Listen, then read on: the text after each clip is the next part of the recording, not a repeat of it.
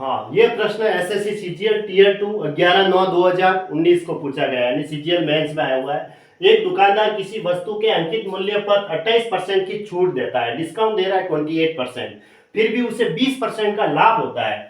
यदि उसे उस वस्तु की बिक्री पर 30.80 रुपए का लाभ होता है तो उस वस्तु का लागत मूल्य क्या है? लागत मूल्य का मतलब होता है क्रम मूल्य। क्रम मूल्य निकालना है, लागत मूल्य का मतलब क्रम मूल्य।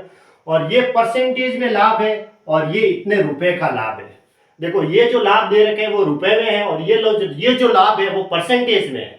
तो मैं लागत मूल्य अगर x ले लेता हूं, अब देखो उस x जैसे जो क्रम मूल्य है उस क्रम मूल्य का 20% 30.80 रुपए के बराबर है, क्योंकि 20% तो लाभ है और वो जो लाभ है वो रुपए में भी दे रखा है।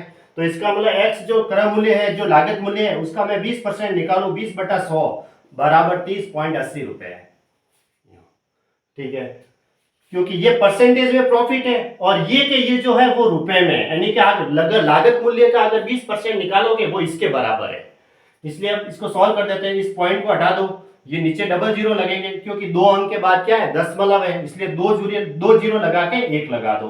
ये 100 से 100 कट गए और 1 जीरो से ये 1 जीरो भी कट गया, 2 से इसको काट दो, एक तो फिर 5 दूनी 10 और 4 दूना 8 है ना। x बराबर कितना आया, 154 रुपए आ गए, क्योंकि मैंने लागत मूल्य कितना लिया था, मैंने लागत मूल्य है वो x रुपए ले लिया था। माना लागत मूल्य क्या लिया था मैंने, लागत मूल्य x रुपए, ऐसे। फिर इसको सॉल्व किया, लागत मूल्य मैंने x रुपए ले लिया, उसका 20% निकालूंगा तो इसके बराबर है, क्योंकि ये परसेंटेज में लाभ है और ये रुपए में लाभ दे रखा है उसका, कि उस वस्तु की बिक्री पर इतने रुपए का लाभ होता है। ठीक है।